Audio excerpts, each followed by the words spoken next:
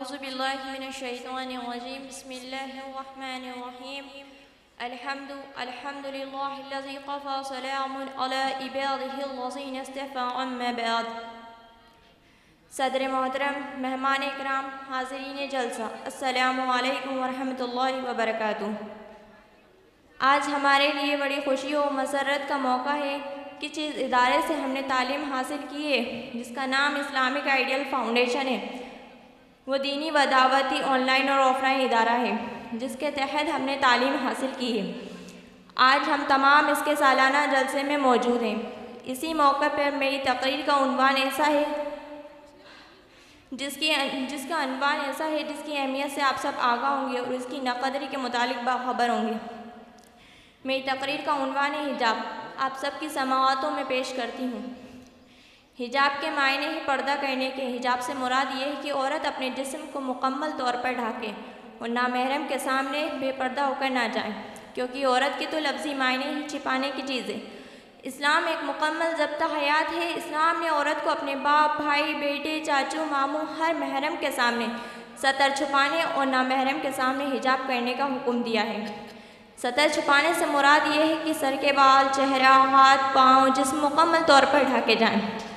ہمارے معاشرے میں اس قسم کے پردے کو شرعی پردہ کہا جاتا ہے۔ نہایت ہی افسوس کے ساتھ کہ شرعی پردہ کرنے والی خواتین آج کے زمانے میں آٹے میں نمک کے برابر بچی ہیں۔ مزید افسوس تو اس بات کا ہے کہ ان خواتینوں کی بھی کسی بھی جانب سے کسی قسم سے حمایت نہیں کی جاتی، انہیں زیادہ تر مخالفت کا سامنا کرنا پڑتا ہے۔ حضرت علی رضی اللہ تعالیٰ عنہ سے روایت ہے کہ ایک روز حضور پاک صلی اللہ علیہ وسلم اپنی مجلس میں دریافت فرمایا کہ عورت کے لیے سب سے بہترین چیز کیا ہے؟ کسی نے جواب نہ دیا، سب خاموش رہے، یہاں تک بھی میں نے بھی کوئی جواب نہ دیا۔ جب گھر آیا تو بیوی فاطمہ نے فوراً جواب دیا کہ عورت کے لیے سب سے بہترین چیز یہ ہے کہ اسے کوئی غیر محرم مرد نہ دیکھے۔ یہ سن کر حضرت علی بہت خوش ہوئے اور جا کر حضور پاک صلی اللہ علیہ وسلم کو یہ جواب سنا دیا۔ حضور پاک صلی اللہ علیہ وسلم بھی یہ جواب سن کر بہت خوش ہوئے اور فرمایا کہ فاطمہ میرا ایک حصہ ہے۔ اکثر سننے میں آتا ہے کہ اسلام زمانے کے ساتھ چلنے کو کہتا ہے، کیونکہ اسلام آسانی والا دین ہے، اس لیے ہم اپنی آسانی دیکھ رہے ہیں۔ لیکن شاید ان لوگوں کو اس بات کا علم نہیں کہ اسلام آسانی والا دین اس لیے ہے کیونکہ وہ سب سے آسان شکل میں موجود ہے۔ اس کی شکل تبدیل ہو جانے کے بعد آسانی تو نہیں ہوگی، البتہ بگاڑ ضرور ہوگا۔ ایک اور بات کہی جاتی ہے کہ حیا نظروں میں ہونی چاہیے، تو ایسے لوگوں سے میں پوچھنا چاہتی ہوں، پھر قرآن میں اللہ تعالیٰ نے نبی اور مسلمانوں کو مخاطب کر کے ان کے عورتوں سے پردہ کروانے کا حکم کیوں دیا؟ عورتوں کو پردہ کا حکم دے کر اللہ و رسول صلی اللہ علیہ وسلم نے اس بات کا اعلان کیا ہے کہ اقام عالم کی تمام عورتوں میں سے مسلمان عورت تمام عورتوں میں سے افضل و اعلیٰ ہے۔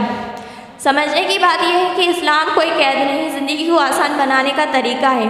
حجاب مسلمان عورت کی پہچان ہے، نہ کہ اس کی ترقی کی راہ میں رکاوٹ۔ بعض اوقات ایسا دیکھا جاتا ہے کہ کئی خواتین حجاب کرتی ہیں لیکن کسی بڑی یونیورسٹی میں فنکشن میں فیشن کے خاطر حجاب چھوڑ دیتی ہیں، حالانکہ یہ سب سے غلط حرکت ہے، کیونکہ اس سے ظاہر ہوتا ہے کہ اس روز اللہ کو چھوڑ کر نفس کو چنا گیا ہے۔ ہمیں چاہیے کہ اللہ کی رسی کو تھامنے کے بعد اسے کبھی چھوٹنے نہ دیں۔